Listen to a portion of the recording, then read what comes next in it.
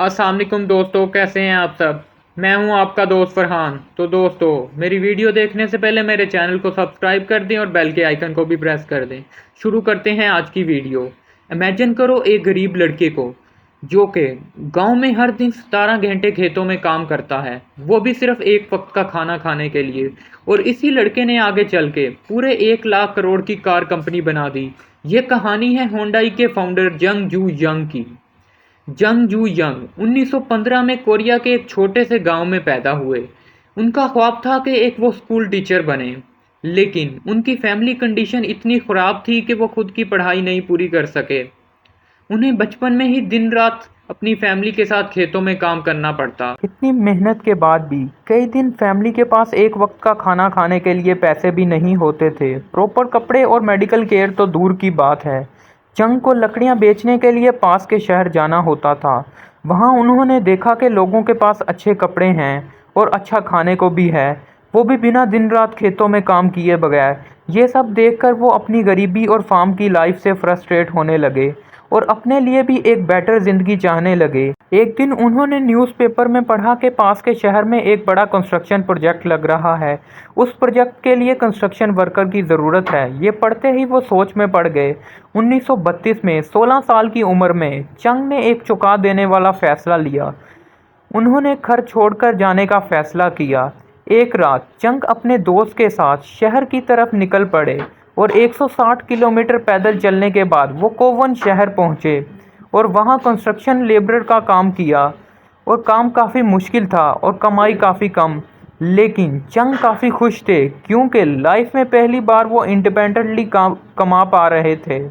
तकरीबन 2 महीने तक ये सिलसिला चला, जिसके बाद वो पकड़े गए। चंग के फादर ने उन्हें ढूंढ लिया, वापस आकर उन्हें फार्म पर लगा दिया। चंग के लौटने से फैमिली तो काफ़ी खुश थी, लेकिन चंग खुश नहीं थे। इन 2 महीनों के काम ने चंग के अंदर सिविल इंजीनियरिंग और कंस्ट्रक्शन का पैशन जगा दिया था। वो जानते थे कि खेतों में काम करके वो कभी भी गरीबी से बाहर नहीं निकल सकते, और इसीलिए उन्होंने 2 बार और घर से भागने की कोशिश की, लेकिन दोनों ही बार उनके फादर ने उन्हें कुछ ही दिनों में ढूंढ लेते हैं। फाइनली 1934 में 18 साल की उम्र में वो अपना फोर्थ एस्केप अटेम्प्ट करते हैं और इस बार उन्हें कोई नहीं रोकता। इसके बाद वो साउथ कोरिया के कैपिटल सोल में पहुंचते हैं। वहां उन्हें कोई भी काम मिला उन्होंने किया। पहले कंस्ट्रक्शन लेबरर, फैक्ट्री वर्कर और फिर फाइनली बोंचिंग राइस शॉप में उन्हें डिलीवरी बॉय की जॉब मिलती है। कस्टमर और शॉप ओनर उनके काम से काफ़ी इम्प्रेस थे। 6 मंथ के अंदर ही उन्हें डिलीवरी बॉय से स्टोर मैनेजर की जॉब मिल गई।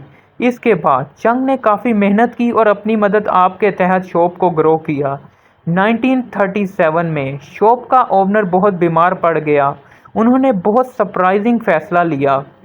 उन्होंने चंग की मेहनत को देखते हुए उन्होंने स्टोर को चंग के हवाले कर दिया। 22 साल की उम्र में चंग एक एम्प्लॉय से एक बिजनेस के ओनर बन चुके थे। अगले 2 सालों में चंग ने बहुत मेहनत की और मार्केट में ट्रस्ट और रेपुटेशन बिल्ड किया, जिसकी वजह से बिजनेस तेज़ी से ग्रो होने लगा। एवरीथिंग वाज गोइंग वेल कि तभी एक ट्रेजेडी हो गई। वर्ल्ड वॉर का टाइम था और उस वक़्त कोरिया पर जापानीज़ का रूल था। जापानीज़ चाहते थे कि उनकी मिलिट्री को वॉर के टाइम में सफिशेंट राइस सप्लाई मिले। इसी के चलते उन्होंने सभी राइस शॉप से उनकी ओनरशिप ले ली।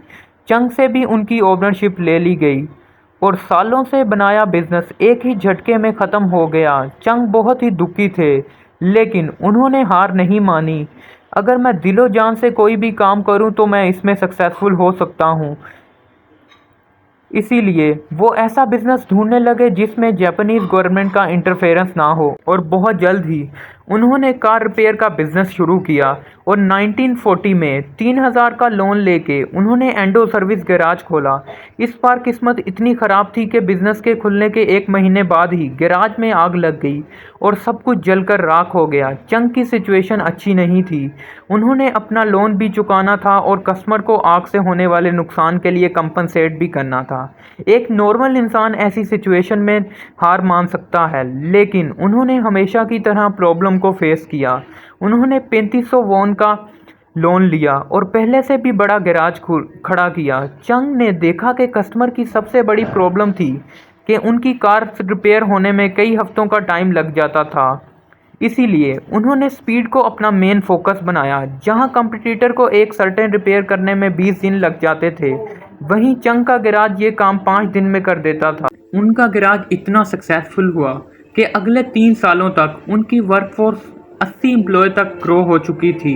इस टाइम तक चंग ने अपना पूरा लोन रिपे कर दिया था और फैमिली को सिविल सेटअप कर लिया था और बिजनेस तेजी से ग्रो हो रहा था कि तभी एक मेजर डिजास्टर हो गया। जापान को वर्ल्ड वॉर 2 के लिए वार रिलेटेड इक्विपमेंट बनाने थे, इसीलिए जापान ने उनके गैराज की ओनरशिप ले ली और उसे एक लोकल स्टील मिल के साथ मर्ज कर दिया।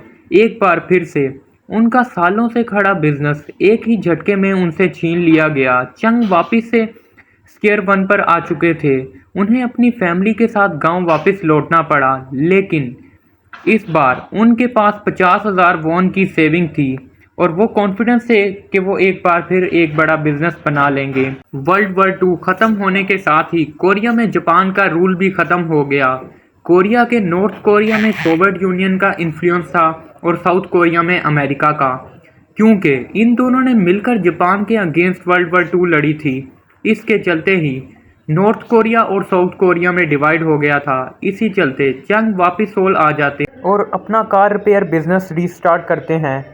और बिजनेस पुराना था लेकिन नाम नया था, होंडाई ऑटो सर्विस। होंडाई मतलब मॉडर्न।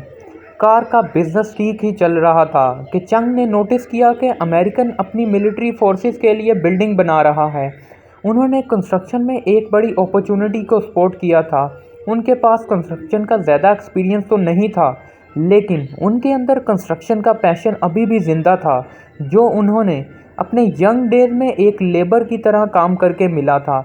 इसीलिए उन्होंने 1947 में 31 साल की उम्र में हुंडई सिविल वर्क कंपनी को इस्टेब्लिश किया और कंस्ट्रक्शन वर्क में एंट्री ली। स्टार्टिंग में उन्हें काफ़ी छोटे मोटे काम मिलते रहे। 1950s आते आते उनकी कंपनी को मेजर कंस्ट्रक्शन प्रोजेक्ट मिल रहे थे। सब कुछ ठीक चल रहा था कि कहानी में एक और ट्विस्ट आता है कि जून 1950 में नॉर्थ कोरिया साउथ कोरिया पर हमला कर देता है। नॉर्थ कोरियन ट्रूप सोल के काफ़ी करीब आ जाते हैं। इसके होते चंग को अपना सारा काम और सेविंग छोड़कर पुसान शहर भागना पड़ता है। इतना सब कुछ होने के बाद भी चंग हाथ पर हाथ नहीं रखकर बैठता। इस वक्त वो यूएस आर्मी साउथ कोरिया के साथ मिलकर नॉर्थ कोरियन आर्मी के साथ लड़ रही थी और उन्हें टेंट वेयरहाउसेस और आर्मी हेडक्वार्टर की ज़रूरत थी। चंग ने ऑब्ज़र्व किया कि अमेरिकन के पास पैसों की कमी नहीं है, लेकिन उन्हें बस रिलायबल और टाइमली डिलीवरी चाहिए, तो चंग ने वही उन्हें दिया। छोटी सी टीम के साथ काम शुरू किया और कैन डू मोटो इख्तियार किया, मतलब कि अगर प्राइस सही है तो वो कोई भी कंस्ट्रक्शन प्रोजेक्ट लेने को तैयार हैं। पर चल रही थी, ऐसे में उन्हें कई प्रॉब्लम्स आई और कई बार लॉसेस भी हुए, लेकिन चंग ने जो काम एक दफ़ा लिया पूरा करके ही छोड़ा। इसीलिए चंग की इसी रिलायबिलिटी की वजह से उनकी अमेरिकन के साथ काफ़ी अच्छी रिलेशनशिप डेवलप हो गई। 1952 में वॉर तो ख़त्म हो गई, लेकिन चंग को फिर भी अमेरिकन से प्रोजेक्ट मिलते रहे। बाद में साउथ कोरियन गवर्नर ने भी कंट्री को रिबिल्ड करने के लिए ब्रिजेस, डैम्स और रोड को तेज़ी से बिल्ड करना शुरू किया। इन सब में होंडाई ने मेजर रोल प्ले किया और बिजनेस में एक्सपोनेंशियल ग्रोथ देखी। साउथ कोरिया का सबसे बड़ा डैम सीयोंग डैम, उनका सबसे बड़ा इम्पोर्टेंट एक्सप्रेसवे योंगबू एक्सप्रेसवे होंडाई ने ही बनाया है। 1960 में जब चंग अपने अर्ली 50s में पहुंच चुके थे और एक सक्सेसफुल कंपनी के मालिक थे, बट वो इससे सेटिस्फाई नहीं थे। चंग ने हज़ारों किलोमीटर की रोड बना चुके थे, अब बारी थी उन पर चलने वाली कार्स बनाने की। 1960 में चंग ने इस्टेब्लिश की होंडाई कार मोटर कंपनी। 1968 में फोर्ड के साथ एक डील हुई जिसमें वो फोर्ड की कोर्टिना कार को असेंबल करने वाले थे। 2 साल तक ये जॉइंट एडवेंचर सक्सेसफुली चला, जिसके बाद दोनों कंपनीज के बीच में कॉन्फ्लिक्ट डेवलप होने लगे। फोर्ड नहीं चाहता था कि होंडाई अपनी खुद की कार लॉन्च करे। इसीलिए 1973 में चंग ने ये पार्टनरशिप ख़त्म कर दी और इमीडिएटली नया पार्टनर ढूंढने लगे। उन्होंने मैन्युफैक्चरिंग की टेक्नोलॉजी के लिए जनरल मोटर, फोक्सवैगन जैसी कंपनी से डील की, जिसमें सब ने मना कर दिया। फाइनली उसी साल उन्होंने जापान की मित्सुबिशी मोटर से एग्रीमेंट किया। मित्सुबिशी होंडाई को कार बनाने की टेक्नोलॉजी देने को तैयार हो गया था। बेस्ट पार्ट वाज दैट, इसमें अच्छी चीज़ ये थी कि इस डील में होंडाई अपनी ब्रांडिंग और अपना नाम के साथ कार बेच सकता था। उस दौरान साउथ कोरियन गवर्नर ने भी ऑटोमोबाइल कंपनी के लिए एक हुक्म जारी किया कि उन्हें एक सिटीजन कार निकालनी है जो कि रिलायबल, अफोर्डेबल और साउथ कोरियन में बने ही पार्ट इसमें यूज़ हों। 1976 में चंग ने एक नया प्लांट सेटअप किया। होंडाई ने बनाई साउथ कोरिया की पहली फर्स्ट एवर मास produce car Hyundai pony.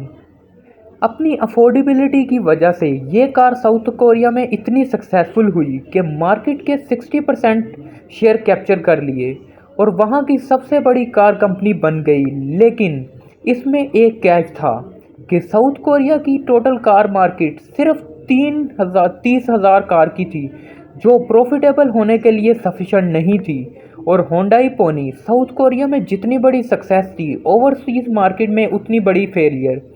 Car की क्वालिटी अच्छी नहीं थी, गर्मी में पेंट उतर जाता था, उसमें रेगुलर टेक्निकल इश्यूज आते थे और इन ही रीज़न की वजह से होंडाई कंपनी पिछले 7 सालों से लॉसेस में चल रही थी। लोगों ने चंग से कहा कि उन्हें ये कंपनी जितनी जल्दी हो सके बंद कर देनी चाहिए, लेकिन चंग के डिसीजन ने सबको हैरान कर दिया। चंग ने कंपनी बंद करना तो दूर की बात है, बल्कि चंग ने एक नई फैक्ट्री बनाने का सोचा जिसमें हर साल 3 लाख कार प्रोड्यूस कर सकें। कंपनी की मैनेजमेंट को ये डिसीजन बिल्कुल समझ में नहीं आया। आखिर 30,000 की मार्केट में 3 लाख कार कौन खरीदेगा कौन? चंग को इसका जवाब पता था कि साउथ कोरियन इकोनॉमी तेज़ी से ग्रो हो रही थी और हर साल लोग पॉवर्टी से निकलकर इकोनॉमिकली एम्पावर हो रहे थे, जिसका मतलब था कि अगले कुछ सालों में कार की डिमांड तेज़ी से बढ़ने वाली है। प्लस होंडाई की कई कार को स्पेशली फॉरेन कंट्रीज़ में एक्सपोर्ट करने के लिए बनाया जा रहा था। 1982 में ये फैक्ट्री रेडी हो जाती है और होंडाई लॉन्च करती है अपनी पोनी 2 कार। ना सिर्फ ये कार साउथ कोरिया में सुपरहिट रही, बल्कि अफ्रीका, लैटिन अमेरिका और कनाडा जैसी कंट्रीज़ में एक्सपोर्ट की गई। अगले कुछ सालों में होंडाई ने 4 लाख कार्स बेचकर प्रॉफिटेबल हो चुकी थी। होंडाई ग्लोबल लेवल पर डिसेंट कार कंपनी की तरह इस्टेब्लिश हो चुकी थी, यानी कि वर्ल्ड की टफेस्ट यानी कि बिगेस्ट मार्केट यूएसए को क्रैश करना अभी भी बाकी था। इंटरनेशनली एक डिसेंट कार कंपनी से एक मेजर कार कंपनी बनने के लिए यूएसए में सक्सेसफुल होना ज़रूरी था। होंडाई ने जब यूएस मार्केट को स्टडी किया तो देखा कि जापानीज ने कॉम्पैक्ट कार्स का सेगमेंट को कैप्चर कर रखा है। यूएसए के मिड और लार्ज मार्केट में ऑलरेडी कट और थॉट का कंपटीशन है, इसीलिए होंडाई ने सब कॉम्पैक्ट मार्केट को टारगेट किया जहां कंपटीशन वर्चुअली ज़ीरो था। लेकिन होंडाई ने देखा कि यूएसए में सेकंड हैंड कार का मार्केट बहुत बड़ा है। उन्होंने इन्हीं कस्टमर को सेकंड हैंड कार की प्राइस में अपनी नई होंडाई एक्सेल ऑफर की, वो भी 5 साल की वारंटी के साथ। इस स्ट्रेटजी ने यूएसए को हिलाकर रख दिया था। Second hand car buyer automatically Hyundai Excel में शिफ्ट हो गए। 1986 में होंडाई ने 1,70,000 एक्सेल कार्स बेची। 1987 में 2,60,000। दोनों ही सालों में होंडाई यूएसए की टॉप सेलिंग इंपोर्टेड कार बन गई। उस मार्केट में इतनी बड़ी इनिशियल सक्सेस किसी कार कंपनी ने नहीं देखी थी। इसी तरह होंडाई ग्लोबल लेवल से एक मेजर कार कंपनी की तरह इस्टेब्लिश हो गई और उसी साल 72 की एज में चंग ने होंडाई से रिटायरमेंट ले ली और ऑनरी चेयरमैन का टाइटल ले लिया। इसके बाद उनके भाई और बेटों ने कंपनी को संभाला और पहले जैसे ही डिटर्मिनेशन के साथ कंपनी को चलाया। होंडाई आज वर्ल्ड की 3rd बिगेस्ट कार कंपनी है और साल 2022 में उन्होंने तकरीबन 40 लाख कार बेची। वैसे तो होंडाई ग्लोबली अपने बिजनेस के लिए जानी जाती है, लेकिन बहुत कम लोगों को पता है कि होंडाई ग्रुप में 42 अलग अलग कंपनीज हैं, जिसमें Hyundai elevator, Hyundai information technology और होंडाई हैवी इंडस्ट्री है। जो दुनिया की सबसे बड़ी शिप बिल्डिंग कंपनी है। हुंडई की वजह से आज साउथ कोरिया जापान को पीछे करके दुनिया की सबसे ज़्यादा शिप बनाने वाली कंट्री बन गया है। साउथ कोरिया के लिए हुंडई एक कंपनी नहीं बल्कि एक इंस्टीट्यूट है जिसने कंट्री को रीबिल्ड किया और हज़ारों जॉब क्रिएट की और साउथ कोरिया को ग्लोबली रिकॉग्निशन दिलवाया। इसका आगाज़ किया एक ऐसे लड़के ने जिसके पास खाने के लिए तो कुछ नहीं था और ना ही एजुकेशन और ना ही मेडिकल केयर की फैसिलिटी। उसके पास था इमेंस पैशन, एक विजन और सबसे important a desire for better. उम्मीद है दोस्तों मेरी आज की वीडियो आपको अच्छी लगी होगी। अपना बहुत बहुत ख्याल रखिएगा। अल्लाह हाफ़िज़।